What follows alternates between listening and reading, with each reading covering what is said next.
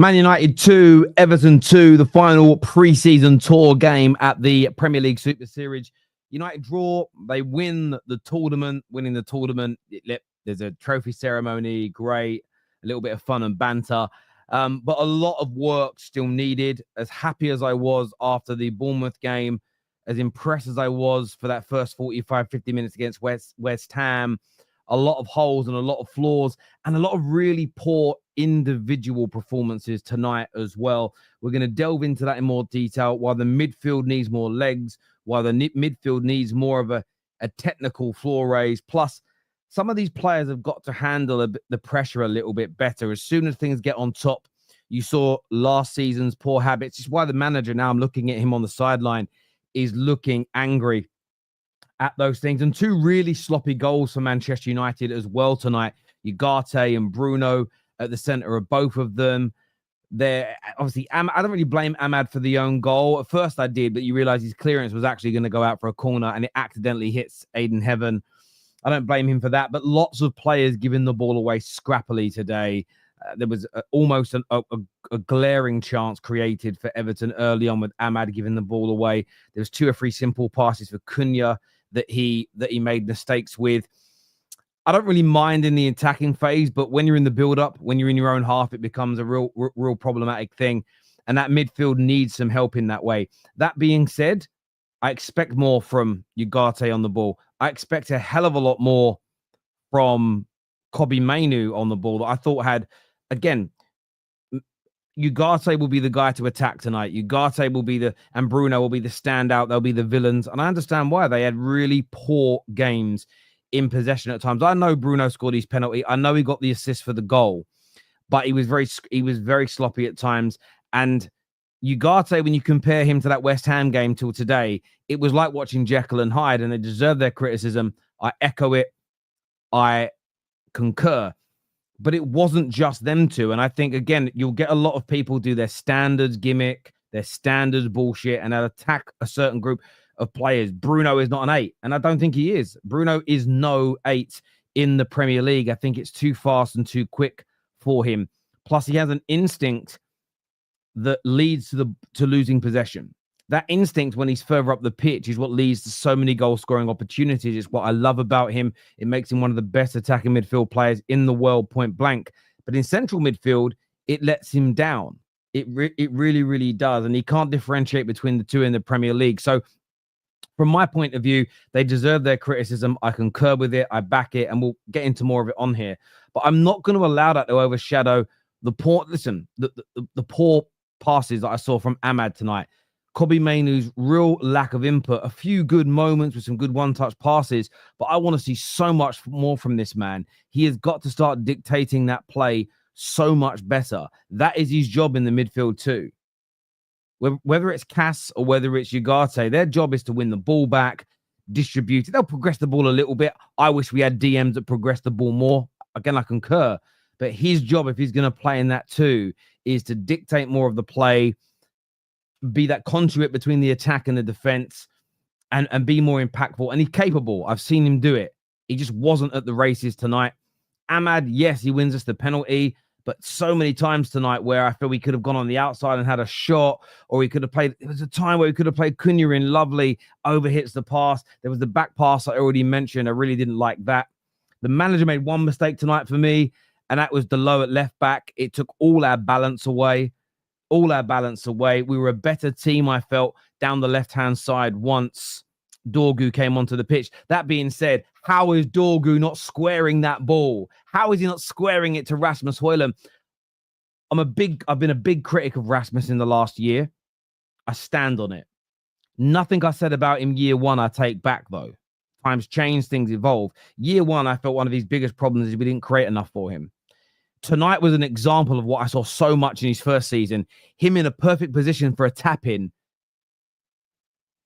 Some people are saying he should have shot because he was cut out. He wasn't. A decent little curvature on the ball, and that's a tap-in for him. I expect a Premier League left-back to be able to make that pass from where he was. He should be squaring it. Maybe if he's an attacker, maybe if he's a striker, you want him taking going for goal there. But he isn't. He's a wing-back. Square that ball. We win the game. Not that the result is the most important thing, but it's a decision-making here that may transcend into the season for us. So I didn't like that element. Buying there, listen, we need new. I know midfield is important. We need a goalkeeper. He makes me nervous every time he comes forward. He probably could have saved the own goal, but again, caught really flat-footed, staring at it. Defensively, look, I didn't think our defenders were too bad today. There's a couple of wayward passes, but I was happy with what I saw from Lenny Yoro. I was happy with what I saw from De Ligt in the middle. I didn't like Luke Shaw at the left centre back though. I thought he got caught out of position a little bit tonight. I'd have liked to have seen Heaven start the game. And I'm probably missing a player to not speak on. Obviously, I thought Cunha played well. But again, I did think he had some loose passes in the game. And there was that opportunity we had in the second half where he gave the ball away. And then his press after that wins us the ball back. And we probably should have got a penalty. I don't buy this bullshit. Oh, I put my hand down to break my fall. It was a penalty. That being said, it only came from a poor pass from him. I thought Mbeumo we'll get into the good bits. Look good in his first performance. Again, some wayward passes, but his first game, so I'm very forgiving of that because he hasn't had the match time others have. So the sloppiness in midfield was frustrating. I don't like Bruno in this 8 position. I agree. Me and Staffy were talking, and obviously I'm giving him a little bit of banter because Staffy sometimes has the worst energy in the sense of like we're winding each other up. It isn't serious here, but it's this sort of like uncomfortable conversations. Bruno gave the ball away. When I mentioned earlier on in the first half, nearly conceded a goal scoring opportunity or a goal from Ahmad giving the ball away. I went, yeah, these things happen. So you get this a lot with football fans. I'll keep the same energy for everyone, whether I rate them or I dislike them. Not that I actually dislike very many of the players that played for us tonight. So that isn't really how I view it. But that being said, the midfield does need that player, and we need more legs. We need more energy. But that isn't by itself. And I want to reiterate this because I've been called out very strangely again tonight by my trolls. You just said we need more energy, disregarding when I've quite clearly said we need that technical floor to go up as well. I don't just want someone with legs who's got no tech, who's got bad touch, who can't pass. That'll probably make us worse if they're worse than what we've got technically.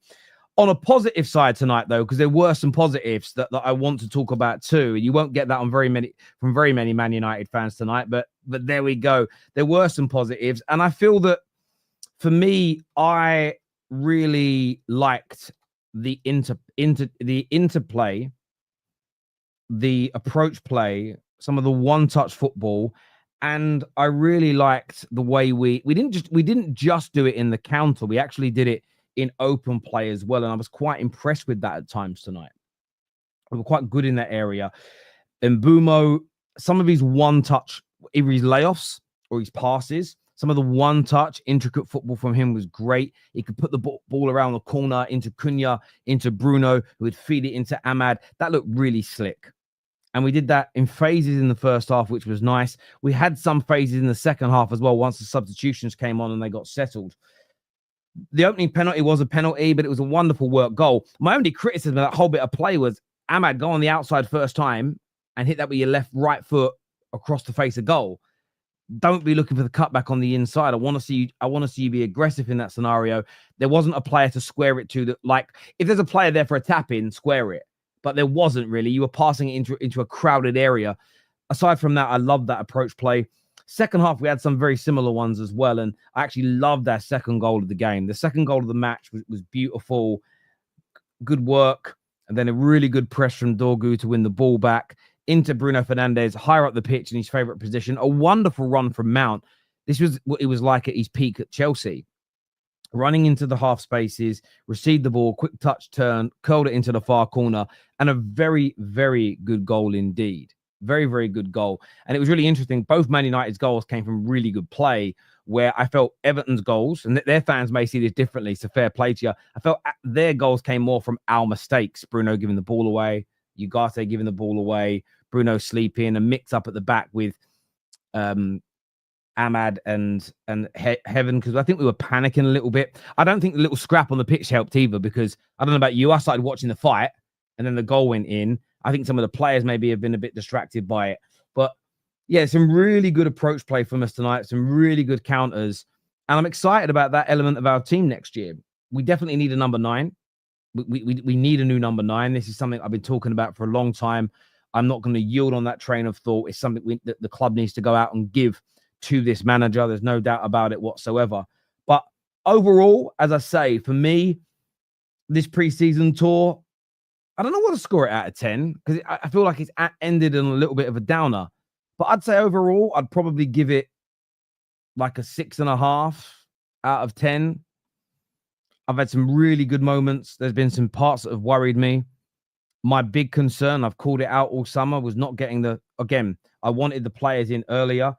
Thus, I've criticized the club for not negotiating quicker and getting these deals done. I'd have liked Mbumo to have got more game time.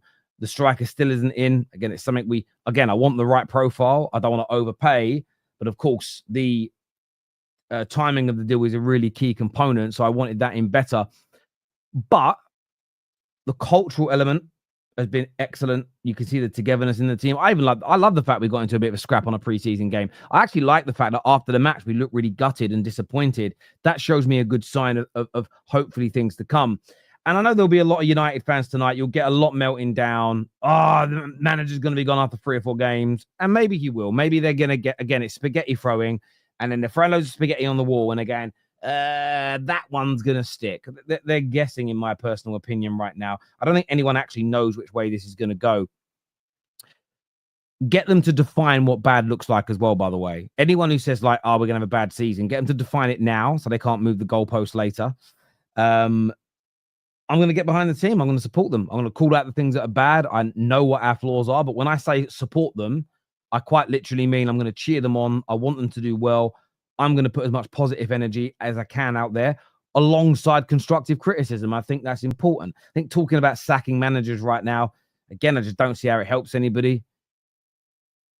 Again, I'm not going to stop anybody saying that on the Football Terrace. That isn't my way, but anyone who's expecting me to say it right now, good luck. It's just not what I'm thinking, not what I'm feeling, and not what's going through me. I don't think that's going to be, I don't think that is constructive for the team. So some good things, some bad things over preseason.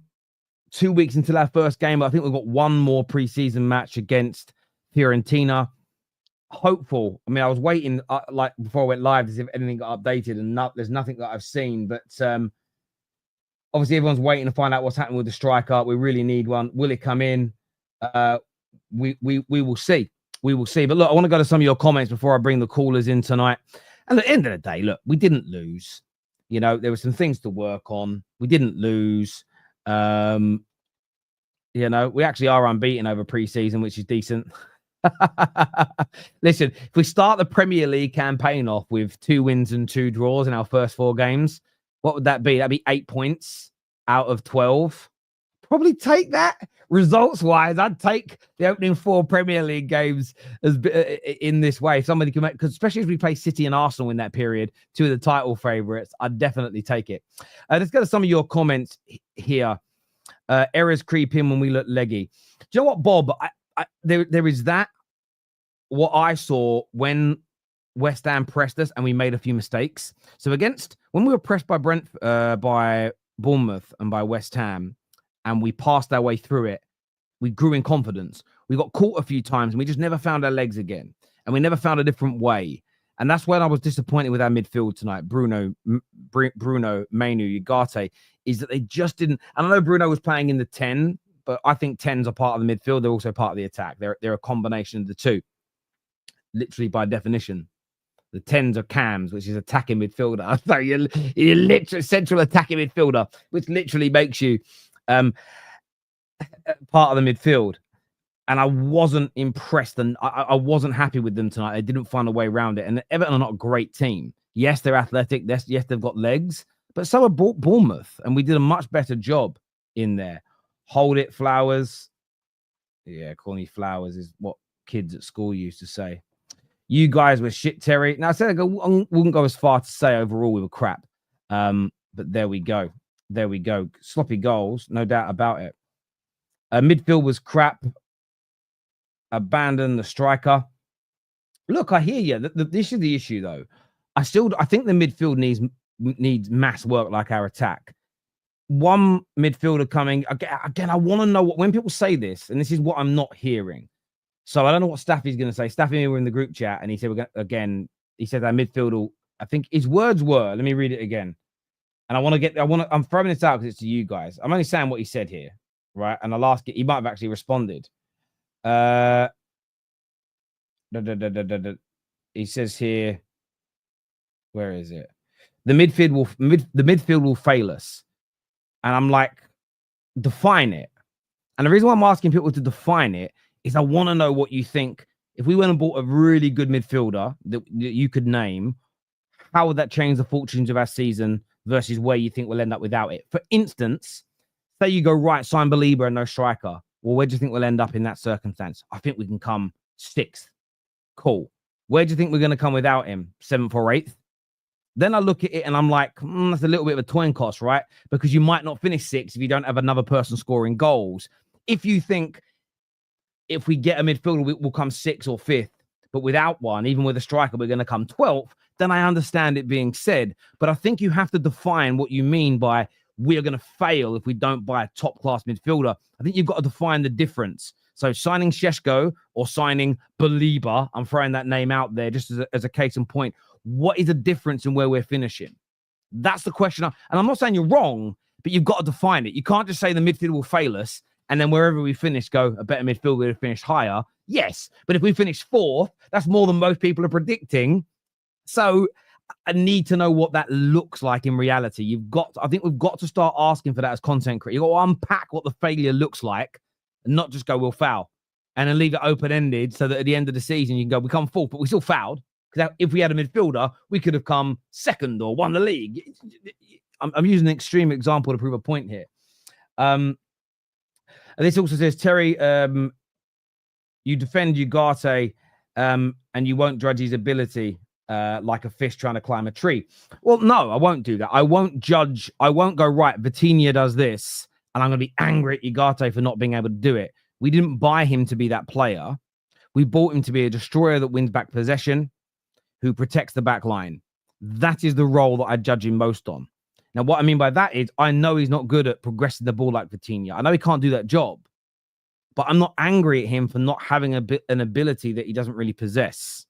The same as I'm not angry at Bruno Fernandes for not being as fast as Mbappe. I just know that's not part of his wheelhouse. What I expect is the manager to put them into a role that's meant to get the best out of them. If we're trying to use Ugarte like Frankie de Jong, I'm not angry at Ugarte. I'm angry at the manager for asking him to do something he can't do. That's my view.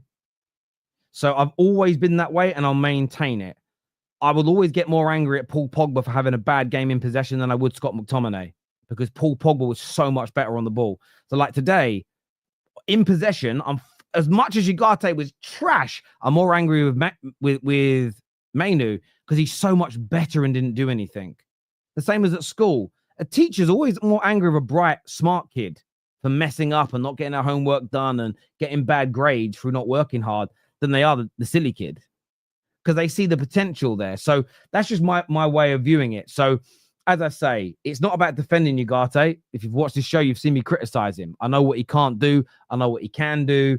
I don't judge a goldfish by its ability to climb a tree. I stand on that, put them into, that's just always been my way. Saw some good transition periods. Again, very sloppy at times. This United squad is pretty much the same as last season. No surprise we have inconsistencies. Amorim still has a big job on his hands. Of course he does. And we were never going to be fixed this summer. We've still only added 3 players. They look good. We need more. Mbumo looks nice. Ugarte is concerning. He's terrible when isolated to make quick decisions. Yeah, it was tonight. That being said, he was fantastic against West Ham in very similar circumstances, but our press was better. Other players' passes, and I think what's happened tonight, and again, low IQ people will see this as defending Ugarte. You can't defend him. It was as this super chat here says, I agree with it. It was a generational stinker. What didn't help is that so many other people also had stinkers. He's just the fall guy today. He had the worst game. But so many players were giving the ball away. Had Ahmad and Bruno and Cunha, to name just 3, been better in the ball, if Dorgu had squared that ball like he should have done to Rasmus, would have won that game 3-1 because Bruno wouldn't have given that ball away in a dangerous place. We'd be having a very different conversation. We'd still call out Ugarte, but it's the overarching element here. And I think it's very important to make that criticism fair and equal, although Ugarte does deserve a lot of criticism tonight, as I myself have given him. Delo, Mainu, Ugarte, not good enough. None of them were good enough tonight. I felt a bit sorry for Delo being played out on the left. That was the only mistake I felt the manager made. The substitutions and stuff, I'm not going to go in on them because it's pre-season and we know fitness is key, and stuff like that. Although I would have taken Ugarte off and I'd have left Kobbie Mainoo on, in my view. Let's have a little look here. It's funny how people will say Kobbie Mainoo is being used wrongly. He's an attacking player. And that's what you'll also find that about people that judge Ugarte on the things he's not good at, is they'll say, well, Mainoo's being played out of position. So you're going to defend Mainoo by saying he's being used wrong, but you're going to judge Ugarte on the things that he's not good at. Can you? I don't know, mate. I'm going to look at the guys backstage. I'm not defending or criticizing either. That for me is flawed logic. To go, you've got to play Mainoo here, otherwise you won't see the best of him. But the same people will go, Ugarte shit because he ain't Frankie de Jong. And I'm like, hang on. What's going on here? The same as someone said to me earlier on today, Terry, don't defend the players now and then later on in the season co-sign on what I'm saying. And I said, hang on. I agree with you, the midfield's got to improve, both technically and physically. So that's first and foremost. I don't disagree with that statement, right? And I'm like, but let's make a deal. And we'll do it come on my show, we'll do it on air.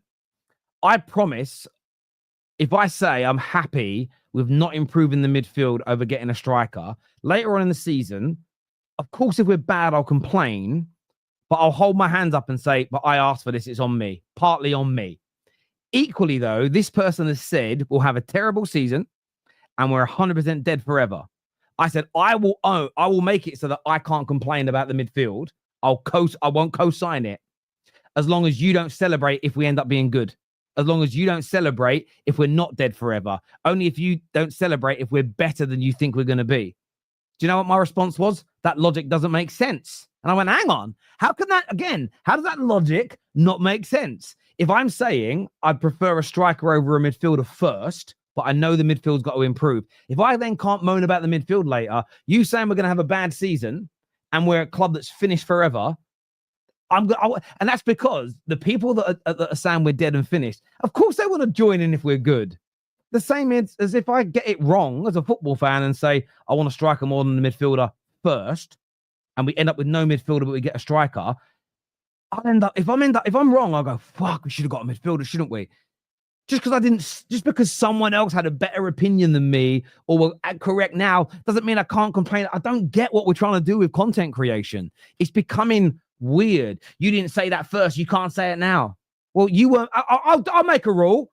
If you weren't making content before me, delete your fucking YouTube channel. I mean, how far do you want to take this bullshit? It's weird, man. I watched wrestling before anybody under the age of 37. So therefore, you can't watch wrestling. How far are we going to take this stuff? I don't know. It's very, very weird indeed. If we're to get Šeško, how many goals will he need to score in order for the fan base not to turn on him like Rasmus Højlund? Look, I mean, when you say turn on him, it depends on what fans you're talking about. There'll be people that will turn on him on day one. They really will. For me, I think he'd have to probably... It's not just goals, it's performances. If he comes in and helps make us a better team and we look better with him in the side and he scores goals, I think he'll do okay. But you're probably looking at 12 to 13 minimum league goals. It's a madness, Terry. It's a madness. I don't know where it's coming from. And what I'm seeing a lot of now, I got called out as well today. Someone said to me, Terry, why? They sent me a message and they said, there you go. Arteta says that the preseason's about tests. So it is important. I'm like, yeah, I know. I agree. Fitness, being tested, different teams, different shapes, different. And the one thing we had tonight that was a really good test for Man United is we played against a low block, which we didn't really get any other games as much, even though West Ham did it a bit, but they were a bit more offensive. Yeah, but you said that preseason wasn't important. So no, I didn't. So my question on the Top 6 show was, were results in preseason important. Do you know what their response to me was? Are you mad? Are you losing your mind? You never said that. And then I played the opening minute of the show, and then it was like, I asked that question. And I'm sitting there like, that is gaslighting. When someone's telling you didn't say something you said. And I'm sitting there and I'm like, some people are so desperate to catch me out and to beat me in a debate. They're not even telling the truth. I've had people today say, Terry, you've said our midfield don't need improving. What?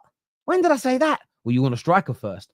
We're living in the social media. We're going to kill the social media industry for fans if we start this polarization every 5 minutes. Now, there's having a bit of laugh and a bit of banter, and that is fine. But people are taking this too seriously. Like Igal the other day, and I'll defend him again. He got bantered by Liverpool fans when they only beat AC Milan 1-0. He bantered back when AC Milan beat them 3-1. And everyone was like, why are you saying preseason serious now? Why are you saying it's important now when you said it wasn't before? No. He's just bantering you back. You fucking weirdos. Absolute freakazoids. The world's gone, I tell you, it's gone mental. It's gone mental. I blame Andrew Tate. I don't know why. It's the modern day woke cancel culture, Terry. It's destroying everything fun in the world. I do think there's an element of that. I think everyone's like, I've seen today people trying like, oh, we've exposed Fabrizio. And I'm reading the thread and now he's been exposed. And it's like, no, he's just reporting the truth. Everything he's kind of said about the Isak Liverpool deal. Oh, he's just doing prop for Liverpool. Now the Newcastle media say the same thing. He's always told the truth. He's not been exposed as anything. It's just, everyone's always trying to like catch someone out. And the problem is that when you try so hard to do it, you're always going to fail. You're always going to fail.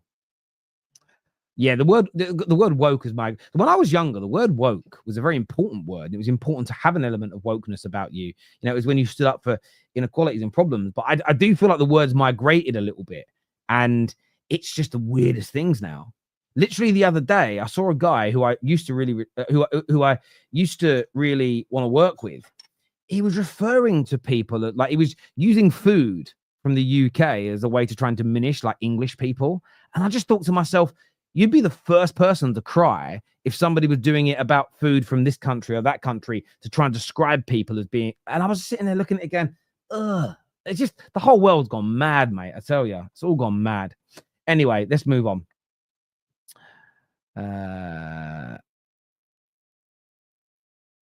Okay. All right, Maradon. I'm not falling for your nonsense. We need to replace Bruno. Yeah, I mean, maybe we do. Again, he needs to play in the 10. I don't want to see him in the 8. I agree with you on that. I agree with you. But I don't think we should remove him. He should still be part of our team and our squad. Who created that goal today? He was every single good piece of attacking play we played that what everyone's raving about, he was involved with. That's where he's great. That's where he's excellent. Bruno, the culture of the club is to win, and we need to bring that back. Many people have suffered due to the changes. The fans too. Where's that gone? Fans too, who pay more expensive tickets. It's time we pay them back on the pitch. And what will happen now is people will go, well, you messed up today. And he did, and he's owning it. And he's owning it. So I like to see the accountability. This is where Standard FC, this is where you know Standard FC is a gimmick, because Bruno's calling out their poor quality. And they'll go, but you're the problem. But they're the same people that go, accountability. Oh, accountability. He holds himself and his teammates accountable. And it's like, how dare you? How dare you? It's so strange. No, I agree. And I think sometimes his want to win leads to mistakes because he rushes things. And again, he deserves all the criticism when he's in deeper positions that he gets for that. And I've criticized him myself. Bruno slander is weird. Did you watch the game? Yeah, he made some bad mistakes. He also did some brilliant things today. We don't score 2 goals today without him. And that's where we want to utilize him. You know, this idea that he's just got to go, again, crazy. Right, let's bring out some calls, people. We've got Jesse and Aiden joining us on the show this evening. Let me get them out now. Welcome back to the show. Aiden's here. Jesse is here with me. Welcome, gentlemen. I'm going to go to Aiden first, who's obviously a United fan. What did you make of tonight, mate? Overall, the first half I think was a bit meh. because in the first 10 minutes it was a bit scrappy, which I kind of expected, because before the game, Amorim said about this game was to experiment and try out different things, which, to be fair, that's what preseason is all about. Is about getting fitness up and trying new sort of things out, and it's to be expected because this is Amorim's first preseason, and it's been a lot of like bring the players up to speed with his system and stuff. But I think the first goal came from a very good transition, and Mbeumo was involved in that. So I think I think a lot of our goals will come from transitions, because Man United are normally a transition team. We do the best when we're transitioning, and with Bruno wants to always get the quick pass off, and a lot of the time last season we just weren't moving the ball quick enough. I think Goldbridge said it on his watch along. When you move the ball quick, it's harder for teams to counteract it, because you're moving the ball quick and we have no time to react. So I think by doing that with Cunha and Mbeumo in the team, we'll get. I think a lot of goals will come from quick areas this season. But in the second half, it was a bit. There wasn't much going on. The goal was really unlucky from Heaven, because I think that he just got in the way of Ahmad trying to clear the ball. So. But Bayunda I don't know why Bayunda was just watching it go in. I mean, possibly thought it was going out, but it just shows more that we need more of a goalkeeper that we need. And with we need a new midfielder, it's clear, but we've got to find the right midfielder, because Bruno, a lot of people wanted it to be Maino and another midfielder, but it's going to be Bruno playing that pivot. So we need someone who can help Bruno with defensive ability, because Bruno's not the best, but it's got to be a right player who can complement Bruno and the rest of the team, to be honest. So, no, I agree, and this is the thing for me. As much as I do want a midfielder, there's things to view in this as well. Who are our targets? Are they available now? Are they attainable? Are they affordable? And this is where sometimes. So again, don't think about what Liverpool achieved last season. This is, again, food for thought. And this is where I am patient, because I understand what it takes to rebuild a football club. Liverpool fans are having this summer right now where they're absolutely above. They're so joyous. Imagine they went and dropped half that money last year on players who are good and helped them win the league, but weren't at the level of Wirtz, or not at the level of Isak. But there now wasn't the money there to go and buy those individuals. Sometimes you do have to be a little bit patient, and sometimes you don't know what you don't know. And I get that people don't have faith in Ineos, so I understand why there's no patience, and I'm not claiming that everybody has to be. It's just why I am, because maybe we do want Belieber, but maybe Brighton have said we are going to charge 120 million if someone wants him this year. Next year, whether he's good, bad, or indifferent, we'll think more around the 80 million mark. But right now, we'll price him out of a move because we want to keep him. If Man United look at him and go, he is literally the future of our midfield. If we can't afford him now, we might see it as we're better off waiting, getting him next year when he's affordable, rather than pivoting to somebody else now that is never going to be as good as him. It's the same as a striker situation, and this is where I'm open-minded to it, but I do listen to other people's views.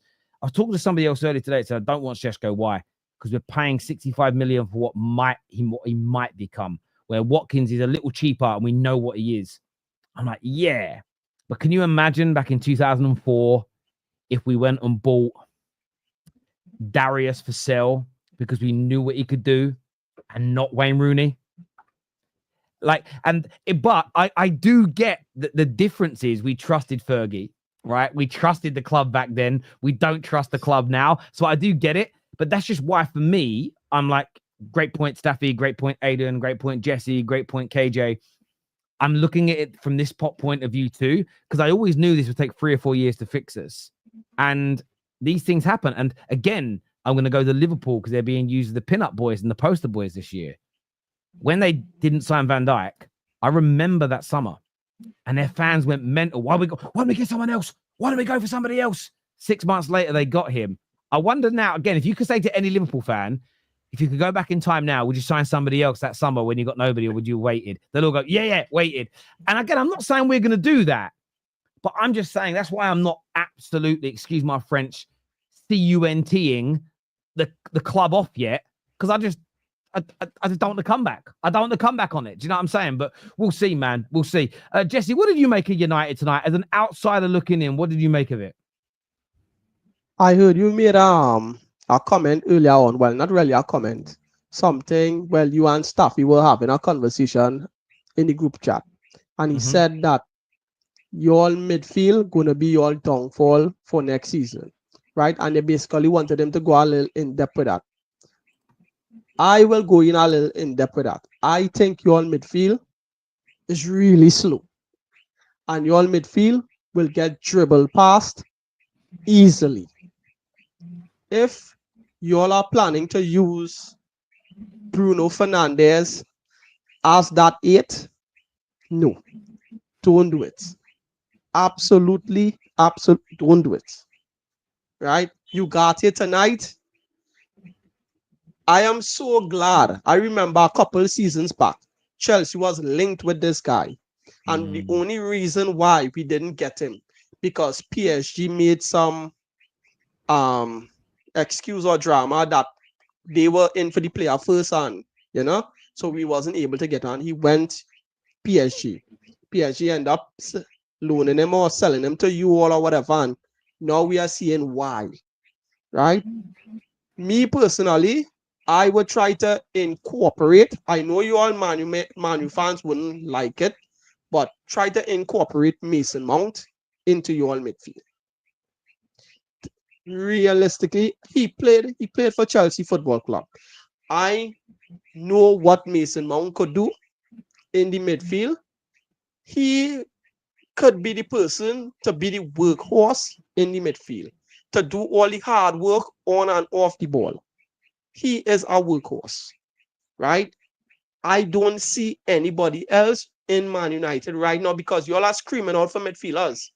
You all have to do some, because you all saying that you all don't really have the finances like that, but you all have to come up with something. This is the time to try these things. Mason Mount, you also try Mason Mount in the midfield. Also, we had a conversation in the group chat earlier on with KJ and stuff, and I was asking him, if you all really do get Benjamin Sesko, right? And you all will have to drop one of these players, either Cunha, Bremo, or what's his name? Bruno Fernandes. KJ said Bruno. KJ said Bruno. Why is KJ, sorry to call his name, but why is he singling out Bruno? Because there's he probably identifying Bruno is the weakest link right now. I'm just saying, he looks like the weakest link to me. I mean, you all don't want, that's your captain. We don't want to be too down on him. Do you know what's interesting about it, Jesse? I see where you're coming from, and I listen to what KJ says. The problem with it is this. So, like, you watch Cunha tonight. Yeah. I rate him. I think he's going to be an excellent player. 2 or 3 times there was an opportunity for him to play the right ball into someone. Each time it was cut out. Bruno makes those passes more regularly than I've seen. And again, I've got a very small sample size of Cunha. I think as he gets to know his teammates more, he'll make more of those passes and he'll help us create. The problem that we have without Bruno is nobody else is so far is proven to be as creative as him. Creative as Bruno. Yeah, no one is. And the issue that you have is, it's why I said the other day, if Bruno was to leave, I like the idea of a Belieber, but what we'd have to go and spend money on is another true creative player. So maybe that isn't even Belieber. Maybe the midfielder that we actually have to go and buy is a midfielder that plays as an 8, who has a high level of creativity output, because you would miss that from Bruno. As much as people oh, great, we're not going to lose that ball the way we do. Yeah. But he creates on average 2.7 chances per game.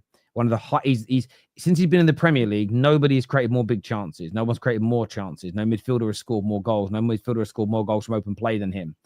And That's the element where people always think, oh, you're just defending Bruno. It's not about defending Bruno. It's looking at the team and says, who picks up that slack? Because the one thing for me, goals matter. It's why I think about the midfield. It's why I think about the midfield. If we'd have spent all our money on our midfield this year, like some people wanted, or the majority of it, we'd control games better and be run through less. However, we'd still only maybe win as many games as last season because you wouldn't have people on the pitch to kill the game off. And this is why I don't even think what you're saying is overall wrong. The issue that we have is because, like I said, when Ineos first came in, my opinion, 80 to 85% of the squad had to go. And I also said at the time, I said, barring Mainu at the time, and then I added Lenny Yoro to that list. And since then, I'm adding Haven to it. Everybody else for me, there's a question mark there where they can be sold. And we do need to move players on. The problem that you have is that we don't have what you did at Chelsea. You guys spent 600, 400, 300 million, then 600 million, then 400 million. You're heading towards 400 million again this summer. We don't have your finances because of the 12, 13 years of malpractice that came before it and the 20 years of the Glazers putting debt on our name. So the problem that we have is that we can't fix it as quick as you. We've got money, but we can't fix it as quick as you did in terms of expenditure, in terms of total amount of money being expended. Let me interject, right? So, yeah, go on. You did say something there that Bruno is he's the one that creates the most out of any Manchester United player from your midfield or in your attack. Creating is one thing. If you are getting other players to finish their chances is another thing. He could create all day long, but as if the other guys are finishing. If he is creating, but they are not finishing, that is defeating the purpose. Basically, your problem is that you'll concede a lot of goals as well. That's why the first thing I started off saying is what Staffy was basically probably trying to explain. Your midfield will get dribbled around easily. I understand you'll need a creating spark in that midfield. I totally get it. So Jesse, let me interject back. I get you. So I'm going to use Fergie's famous quote and unpack it. Goals win games, defenses win your titles. And I agree with that. But Man United are 3 or 4 years away from even potentially being able to compete for a title. I think in the short term, what we need is goals to win games, to get more confidence in the players, to buy the coach more time for the fans to stay on side. Then what we need to add is the midfield and defense to win that extra proportion of games where you could potentially then get yourselves into that title race. I think it's easier to bring in more goal scorers that Bruno can help create for, get them in and settled, and then buy better midfielders than Bruno that can play deeper, that can also create, because you've already got the goal scorers. Because if he brings in the midfielders and we're creating, but there's no one there to score, the manager's probably still going to be forced out of his job, which means you may risk then starting again. So, and by the way, this is where what's becoming really hard in this YouTube space is it needs a grown-up conversation, because I also am aware that I'm not even saying I 100% agree with every element of the strategy, although I would buy the goal scorers first. It can go wrong. It can go wrong still, and he could lose his job. But this is the thing with a lot of people. When your preferred method isn't used and the preferred method is done and it fails, there is this weird assumption of if we'd have done it my way, it would have worked. But you don't know that either. It could also failed if we did it your way. And we've seen this in small detail at Man United in the last 10 years. Once Pogba gone, watch us get better. We didn't. Nope. Wait till Rashford's out of the team, watch us get better. We didn't. There was two polarized groups of fans that hated each other at Man United that both said at different times, when this player leaves, we get better. When Bruno's out this team, you watch us improve. Our win percentage when Bruno doesn't play is so much lower than when he does play. And this is the issue. Neither side ever wants to admit that they could both be right, they could both be wrong. But most of the time, I actually think the truth has been that we've both just been wrong. And it may not even be for the reasons we've given. But too many people, when it comes to the conversation between fans, it's just I need to be right. And if I'm right, I'll grow followers. I'll be more famous. I'll make more money. That is so true. And that's the bit for me, because I think we've had a constructive conversation here. I totally get where you boys are coming from, especially yourself, Jesse, as an outsider. I get what KJ's saying, but I also understand the approach that we're going for, because I knew it would take 3 or 4 summers to fix this squad. And whatever direction we went in, whether it was a goalie, a centre-back, one midfielder, one attacker, and we added a little bit, whatever way we did this, we were still going to be short and have massive cracks and still not look great. I just, this weird idea that by the end of this summer, we were going to be like, oh my God, man, we're cooking. I can't wait. Anyone who thought that is a fucking moron. And thinking. Exactly, Aiden. No one is ready for what, and no one, by the way, sack Amram tomorrow. Rip up all the plans, start again. We're going to go 4-3-3 or 4-2-3-1. It's still going to take 3 or 4 years.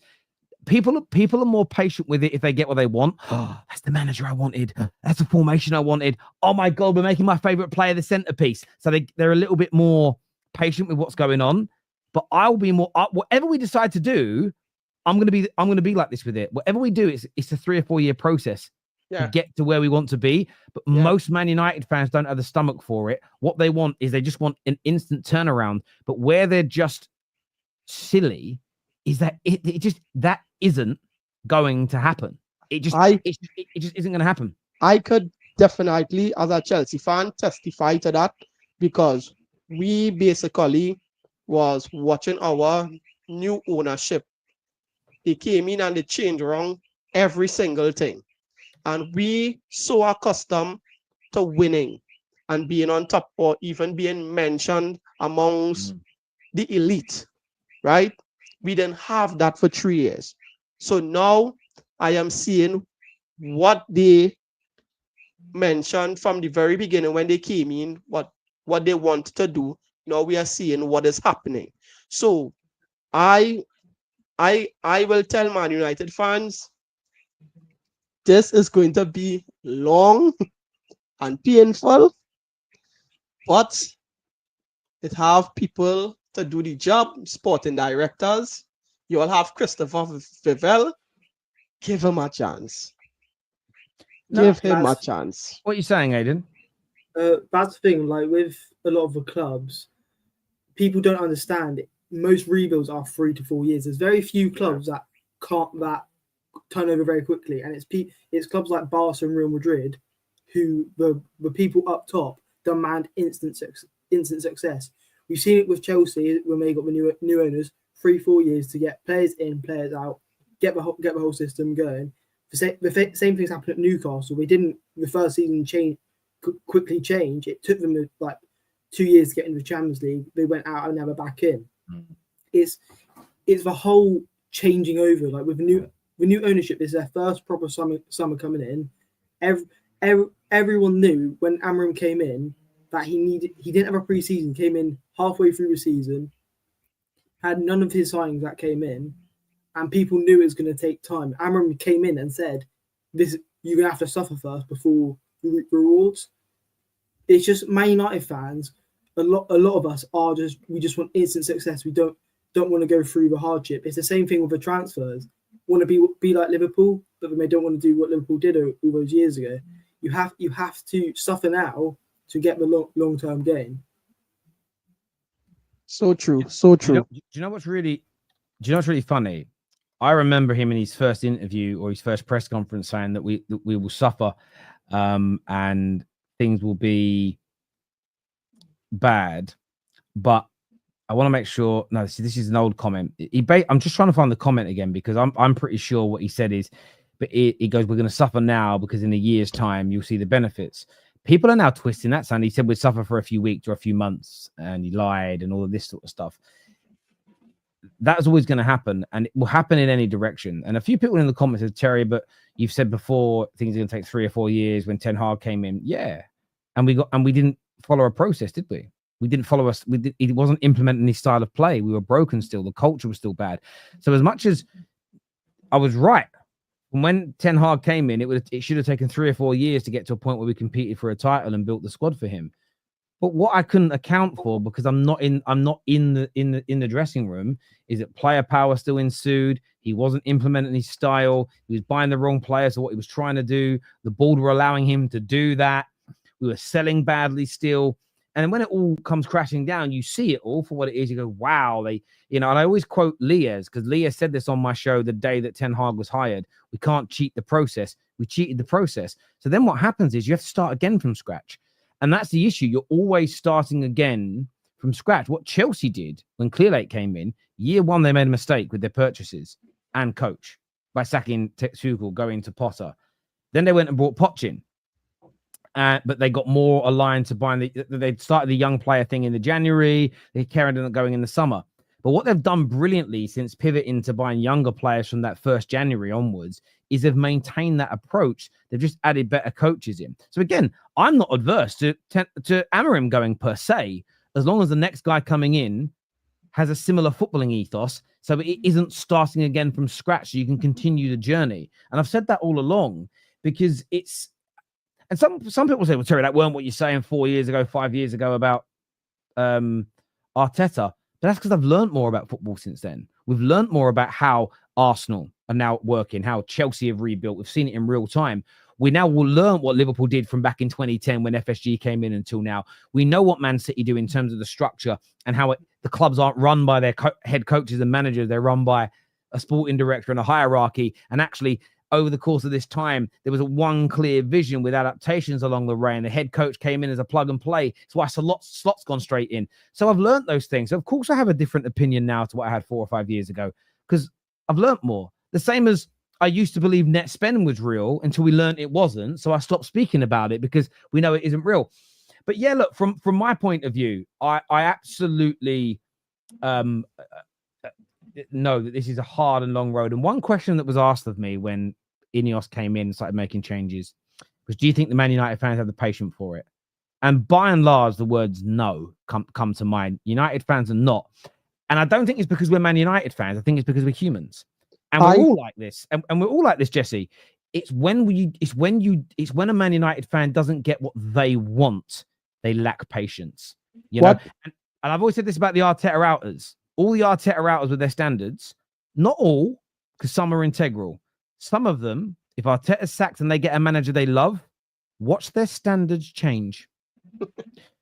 I guarantee you, not all, but some of them will suddenly have more of a threshold to losing games. Some of them will start to defend performances when they're not winning. Some of them will defend this and defend that, but they wouldn't do with Arteta, because for a lot of people, and I'm not saying it's right or wrong, I'm just pointing out what I think to be an obvious thing, is that a lot of it is based on subjectivity rather than objectivity when it comes to how a club should operate. And I'm just trying my best to be as objective as possible rather than always emotional. A lot of Man United fans as well need to be realistic. And I think they don't know how badly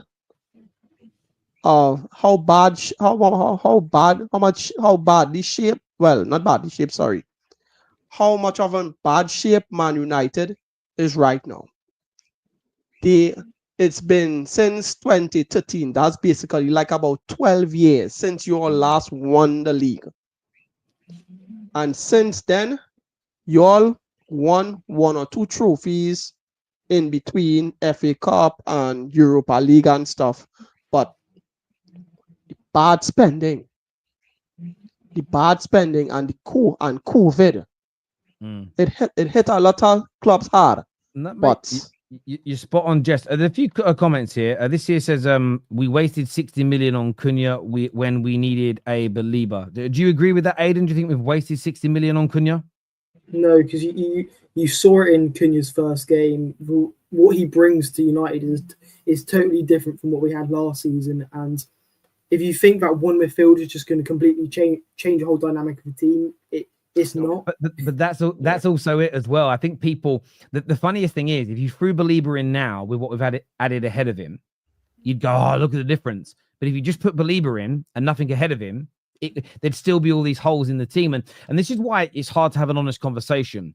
Because let's just say we go for attackers this year, score a lot of goals, come 7th, but everybody's like, okay, we improved. And then next summer we buy 2 or 3 midfielders, and then we go to another level, and you go, listen, John, John's no one. He's a fake person. Listen, John, we were right to buy those strikers first. They'll still go, no, should have done it my way around. We'd be even better.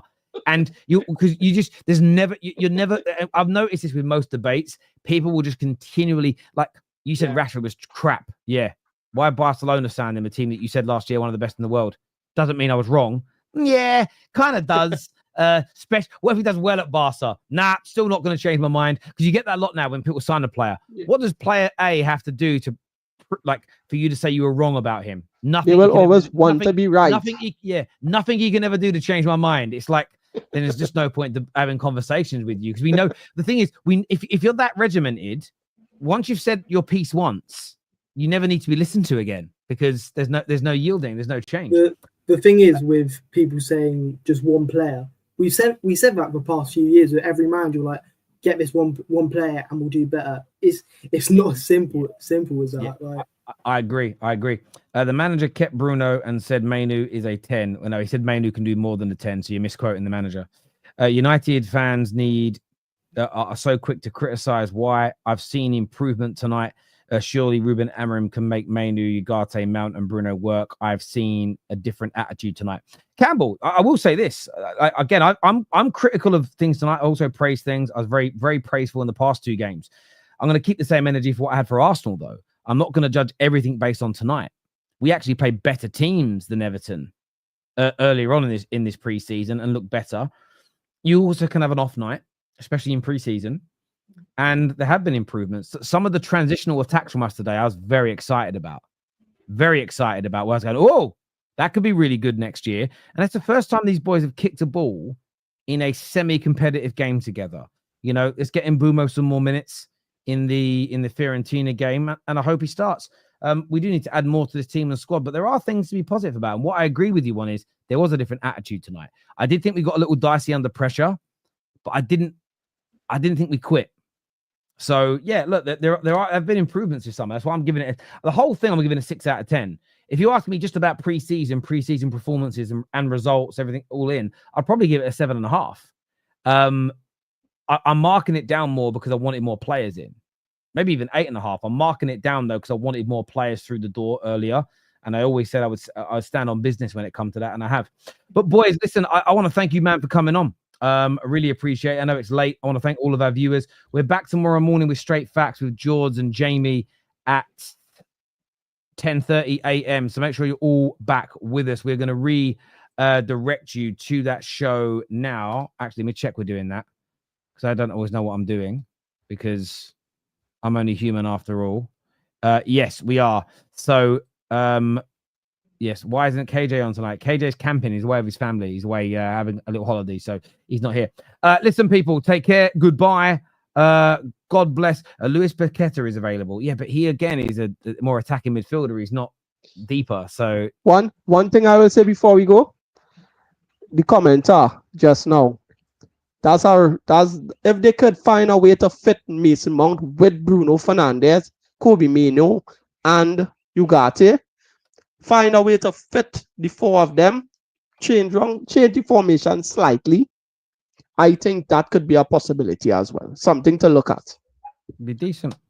Could be decent if he can make it work. They need to be close together. If he can make it work. Yeah, he's got to get them close together because they don't have legs. That's the thing. They've got to be closer together because they can't cover that ground. But you see when they're working, like the interplay today between Mount and Bruno, that was very special. And the goal was fantastic. So yeah, more of that.